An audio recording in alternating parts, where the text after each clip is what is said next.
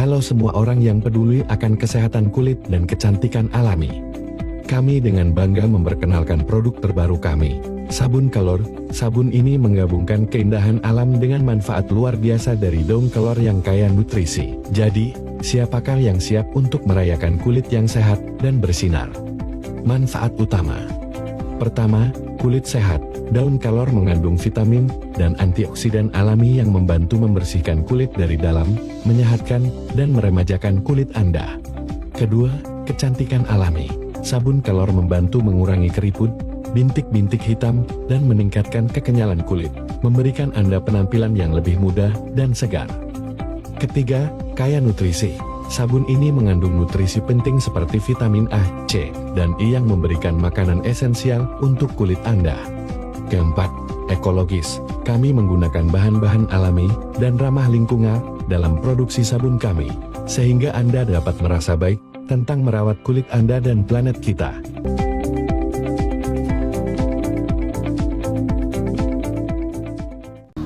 Assalamualaikum warahmatullahi wabarakatuh. Saya Sabdin Pandu selaku pemilik rumah kelor yang memproduksi sabun kelor. Saya suka membaca, apalagi ada hal yang baru tentang apa saja, apakah itu tentang kesehatan, tentang usaha. Saya memang suka membaca. Berawal dari saya membaca buku tentang manfaat tanaman kelor. Di situ dibahas tentang manfaat kelor untuk kesehatan, lengkap dengan unsur-unsur yang ada dalam daun kelor.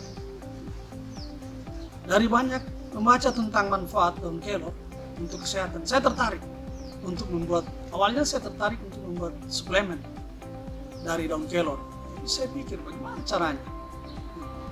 Saya bukan orang kesehatan, nanti saya takutnya kalau saya cobakan untuk konsumsi terus berpengaruh terhadap kesehatan, karena kita belum tahu bagaimana nantinya kalau kita buat suplemen.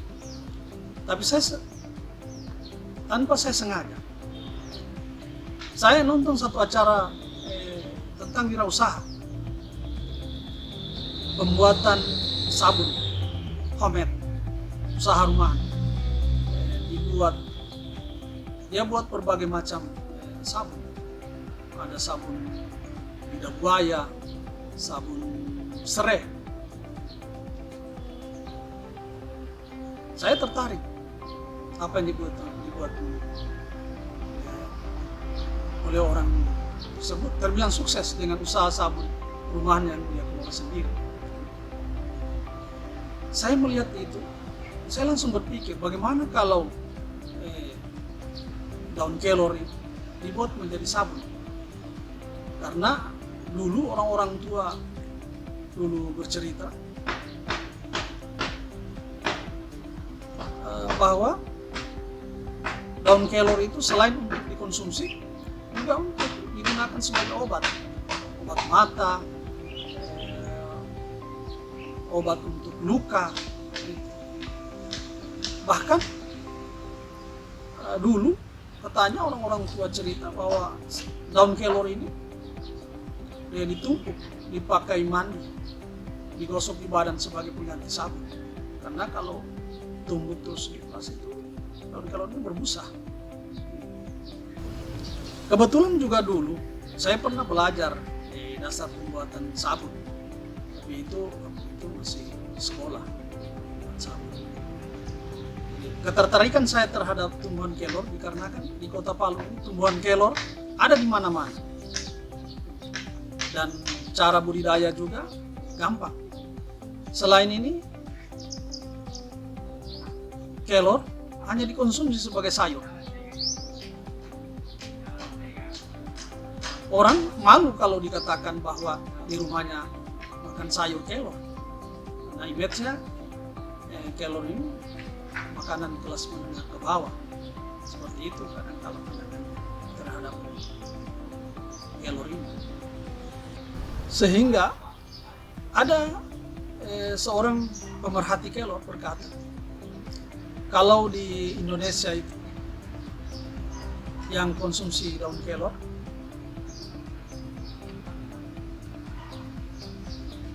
hanya orang yang miskin.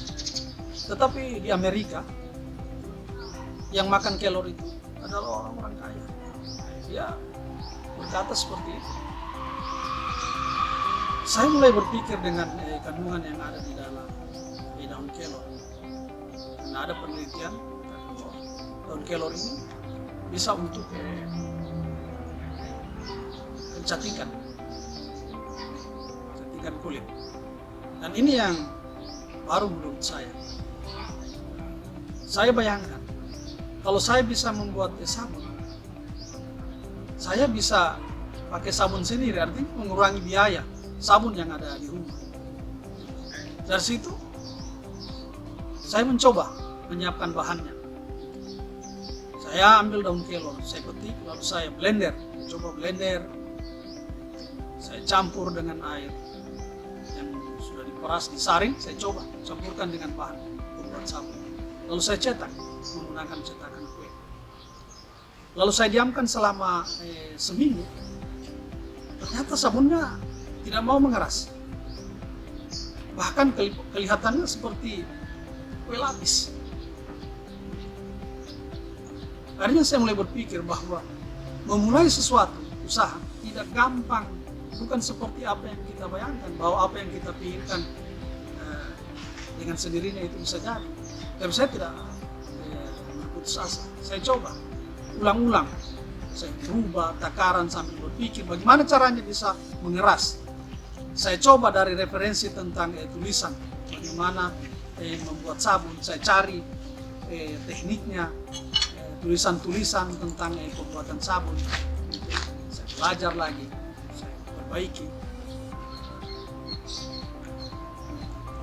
Alhamdulillah, dari sekian kali percobaan akhirnya sabun tersebut bisa mengeras. Seminggu langsung mengeras.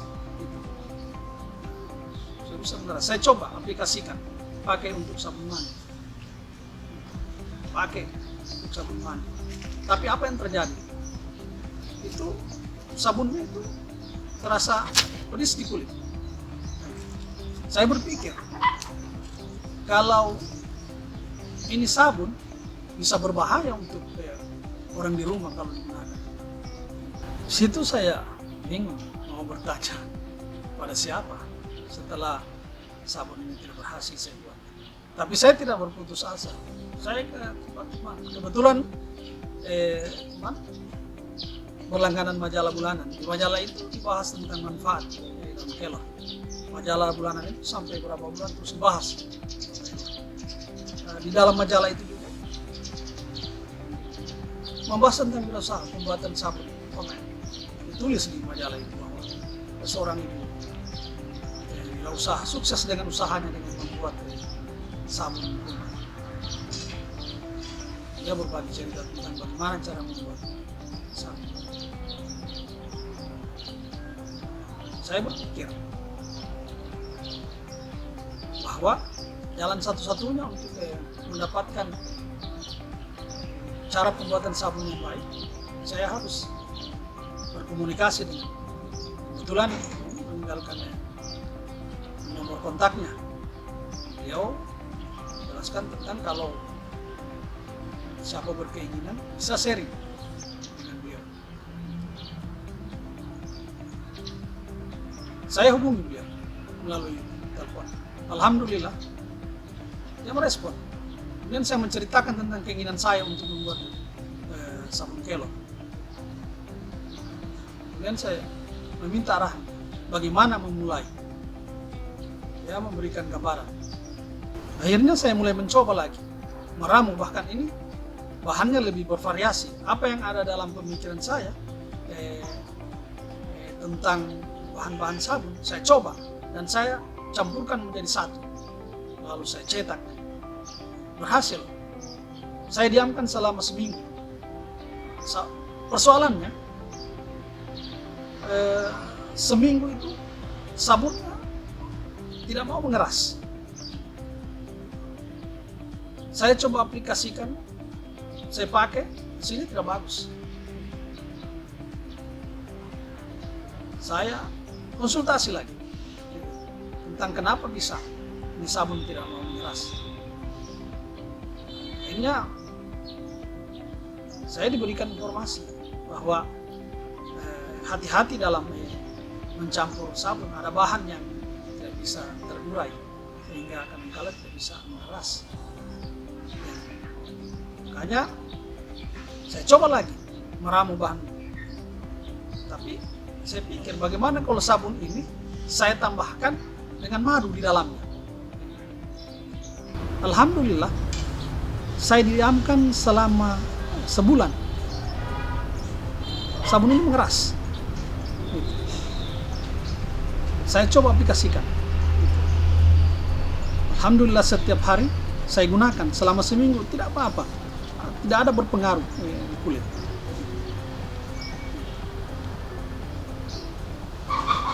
Saya coba bagikan ke keluarga, keponakan yang kebetulan datang ke rumah, saya bagikan.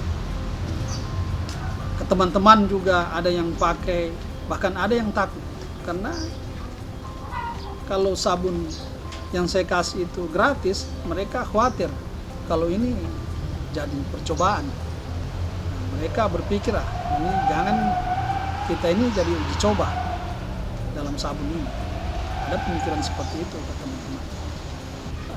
Tetapi saya tidak patah semangat, saya terus berdoa sambil terus mencoba. Saya berdoa terus mencoba lagi. Kebetulan saya pernah belajar etos kerja di Jepang.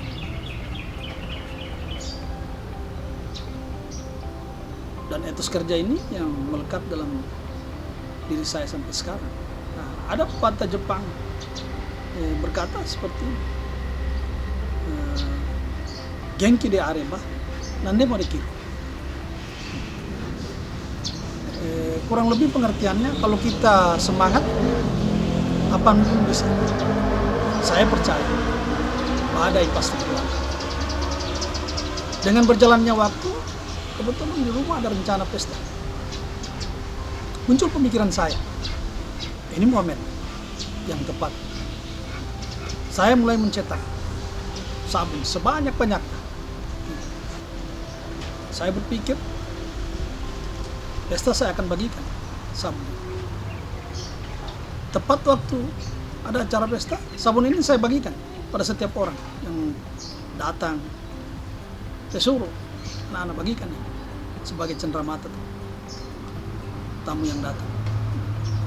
Di sini mereka tidak curiga kalau sabun ini saya uji coba. Karena dianggap ini sebuah cenderamata, dan saya selalu sampaikan ke mereka, sabun untuk kesehatan, baik untuk digunakan. Ratusan sabun saya wis, bahkan ada yang minta karena kurang.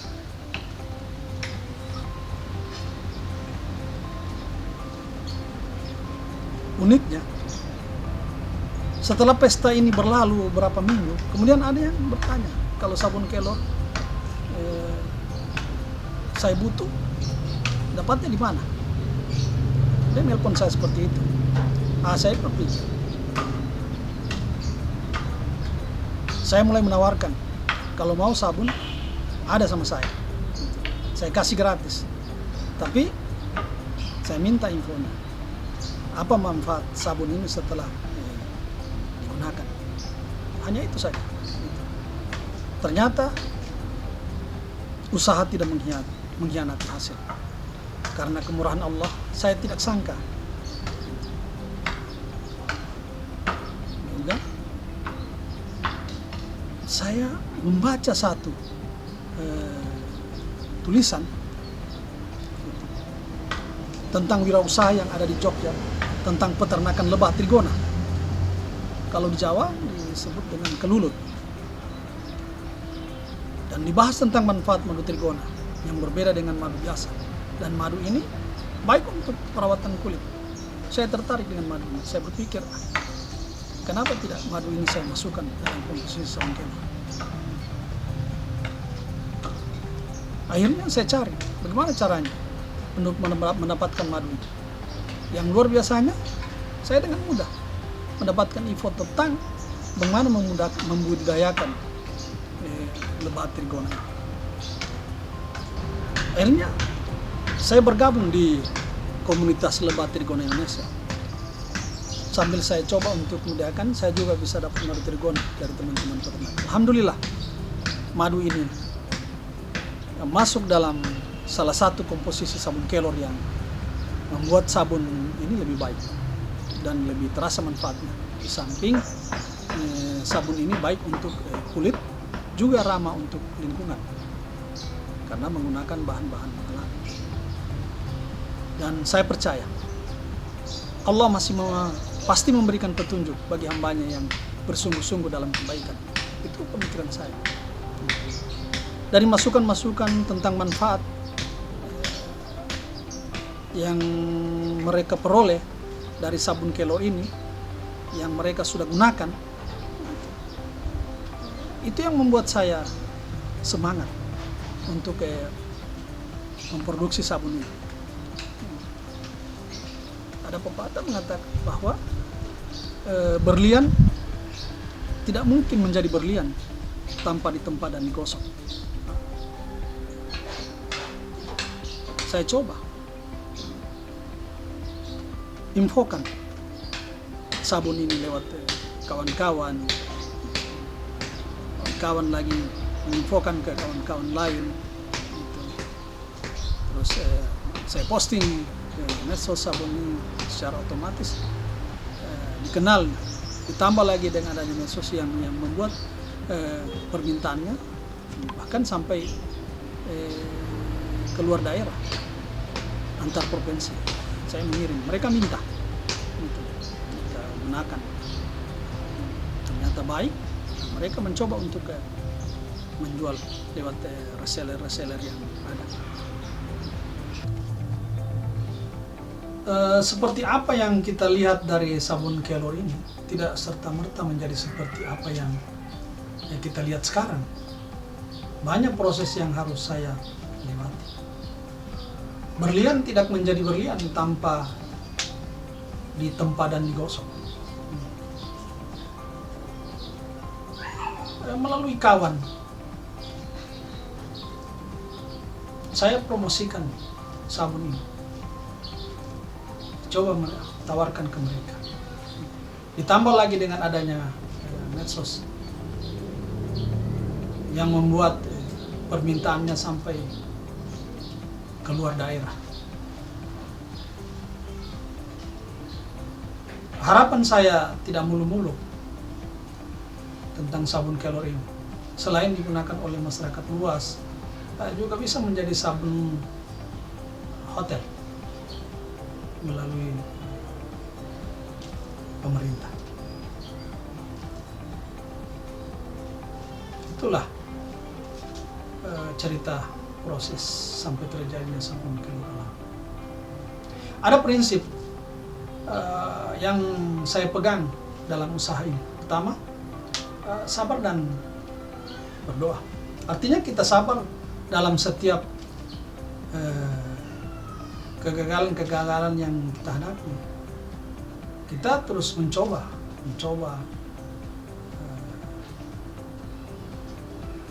dalam, tapi ingat bahwa dalam kita berbuat, kita jangan lupa berdoa agar Allah senantiasa memberikan petunjuk dan ridhonya apa yang kita perbuat. Kedua, keinginan. Kalau kita lagi down, kita ingat motivasi awal kita. Mau apa sebenarnya? Apa keinginan kita awal dalam kita berbuat, sehingga membuat kita kembali semangat.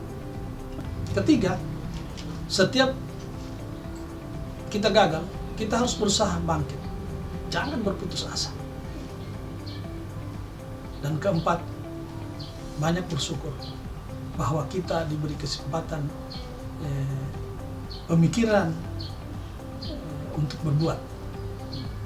bahwa tidak semua orang punya pemikiran seperti pemikiran kita. Itu yang perlu kita syukuri. Tetap semangat, berbuat dan berdoa. Assalamualaikum warahmatullahi wabarakatuh.